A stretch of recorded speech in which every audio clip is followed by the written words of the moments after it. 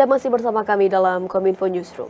Pemirsa, Wakil Presiden Ma'ruf Amin dalam kunjungan kerja ke Kabupaten Fakfak, Papua meminta kepada para tokoh agama dan tokoh untuk menjaga kerukunan beragama. Wapres menilai kerukunan beragama menjadi modal pembangunan nasional.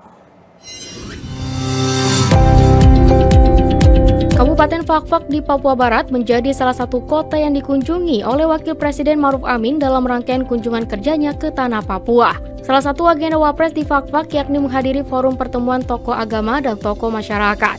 Dalam pertemuan itu, Wapres memberikan apresiasi bagi masyarakat Fakfak atas upaya menjaga kerukunan antar umat beragama.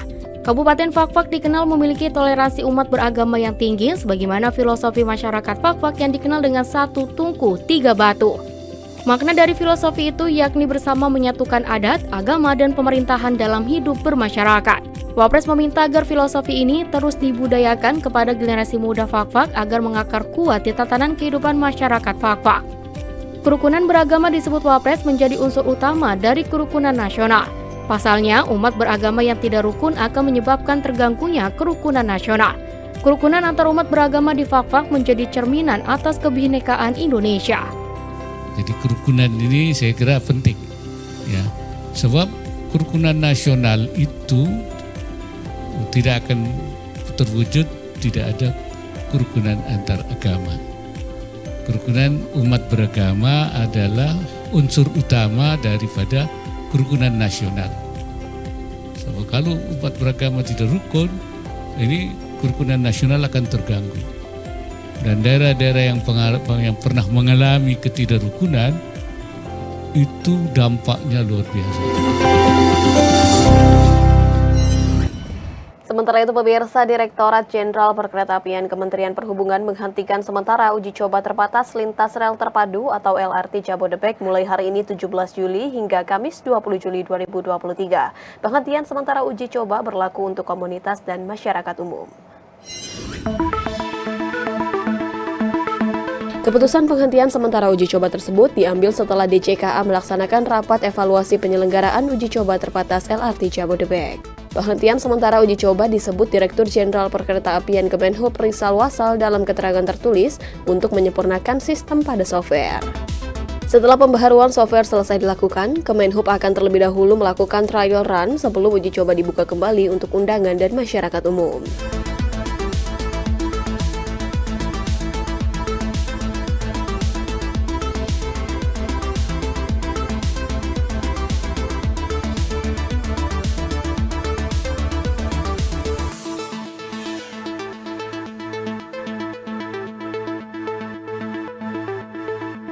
Adapun seharusnya uji coba operasional terbatas LRT Jabodebek ini dilakukan pada 12 Juli hingga 15 Agustus 2023 melalui 2 tahap.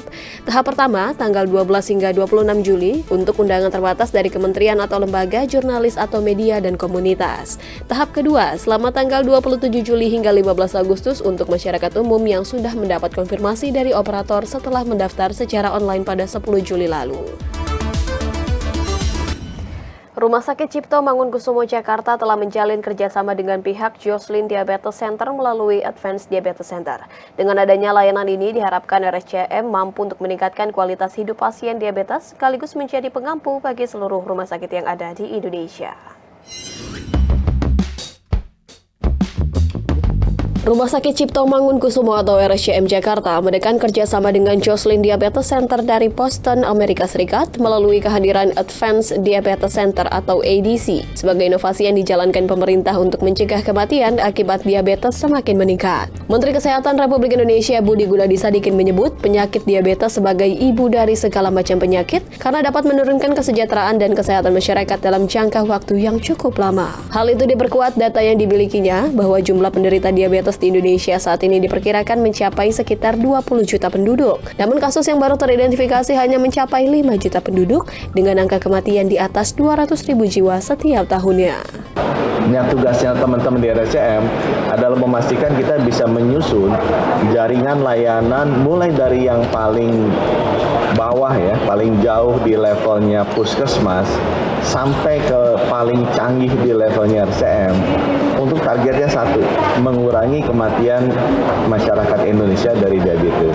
Senada dengan hal tersebut, PLT Direktur Utama RSCM Listina Liastuti menilai bahwa kerjasama itu dapat membantu RSCM mempunyai kemampuan untuk mendeteksi penderita diabetes lebih dini untuk segera ditangani di fasilitas kesehatan terdekat. Selain strategi deteksi dini, diharapkan pengobatan diabetes juga semakin tertata.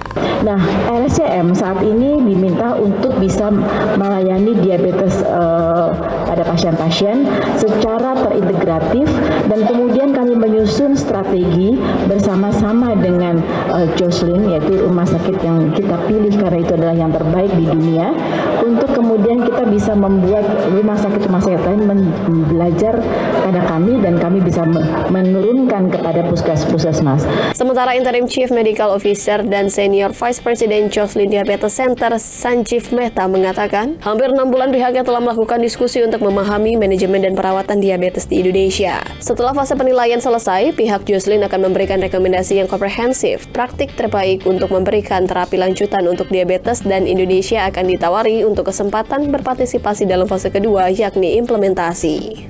Through this assessment phase, which will continue here and continue after we're done through an extension that was recently signed, we will really aim to understand the clinical, the operational, the system level factors that related to diabetes management across Indonesia, especially as it relates to the care provided by RSCM and its affiliates. So again, right now we're beginning phase 1, which is a deep assessment to really understand. Jocelyn does not come to any health system assuming that what we do in Boston makes any sense for Indonesia. Pemirsa, menyambut Hari Anak Nasional yang akan diperingati pada 23 Juli mendatang, Kementerian Pemberdayaan Perempuan dan Perlindungan Anak mengadakan kegiatan diseminasi informasi melalui forum tematik Bakohumas Kementerian Lembaga. Peringatan HAN 2023 diharapkan dapat menjadi momentum untuk menggaungkan dan mengingatkan kembali kepada masyarakat terhadap perlindungan anak sebagai penerus bangsa.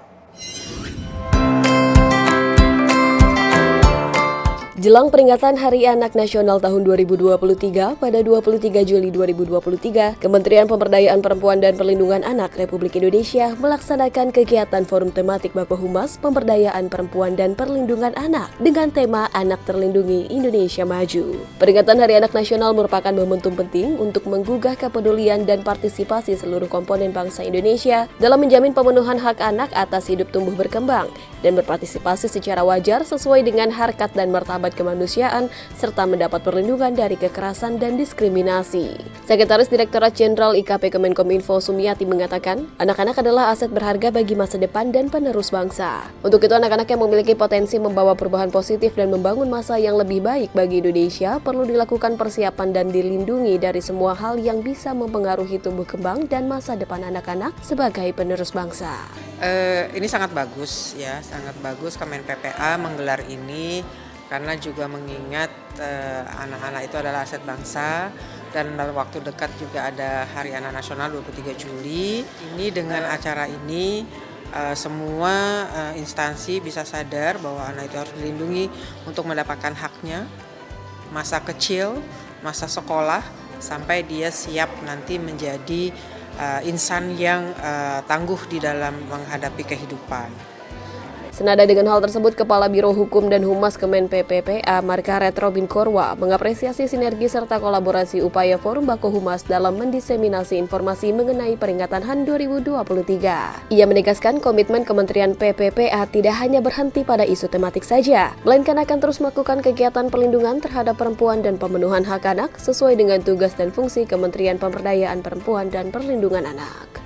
Seluruh lapisan masyarakat di seluruh Indonesia terkait dengan berbagai informasi, baik yang akan maupun sedang dan termasuk yang sudah dilaksanakan. Karena apapun alasannya, semua masyarakat itu harus tahu terkait dengan apa yang sudah dilakukan oleh kementerian lembaga terkait dengan tugas fungsinya, terutama dalam isu-isu tematik. Untuk itu, kami menyampaikan terima kasih kepada Kominfo yang memang telah menyatukan semua kementerian lembaga untuk menyampaikan isu-isu tematik mereka agar dipahami oleh seluruh lapisan masyarakat terutama pada hari ini. Karena apapun alasannya, anak-anak Indonesia itu wajib dilindungi dan anak-anak Indonesia itu adalah harapan masa depan bangsa. Peringatan Hari Anak Nasional setiap tahunnya memiliki 3 agenda utama sebelum puncak peringatan HAN. Salah satunya ialah peningkatan kapasitas Forum Anak Nasional atau FAN. Pada pertemuan FAN, anak-anak akan menyusun suara anak Indonesia untuk melahirkan suara anak Indonesia yang akan disampaikan ke Presiden Republik Indonesia pada puncak acara HAN 23 Juli 2023 mendatang. Menurut Wakil Ketua Forum Anak Nasional Maria de Lourdes, suara anak Indonesia penting dirumuskan dan didengarkan untuk memberikan dampak dalam membantu pemenuhan berbagai aspek dan menyelesaikan permasalahan anak, diantaranya merokok, miras, pornografi, pergaulan bebas, perkawinan anak, kesehatan mental, perundungan, dan kekerasan anak. Oke, jadi sebelumnya ada peringatan Hari Anak Nasional itu ada yang namanya pertemuan Forum Anak di seluruh Indonesia. Nah, pada titik itu kami berkumpul menjadi satu dari berbagai daerah, dari berbagai suku, ras, agama, dari Sabang sampai Merauke untuk dapat mendiskusikan isu-isu anak yang ada di seluruh Indonesia. Nah, pada akhirnya isu-isu itu akan kami kumpulkan menjadi satu untuk menjadi satu kesatuan suara anak Indonesia yang nantinya akan kami bacakan di peringatan Hari Anak Nasional. Peringatan Puncak HAN 2023 nantinya akan dilaksanakan di lapangan Simpang 5 Semarang, Jawa Tengah pada 23 Juli 2023. Pemirsa, usai jeda Kominfo Newsroom akan mengulas mengenai Hari Anak Nasional, Anak Terlindungi Indonesia Maju sesaat lagi.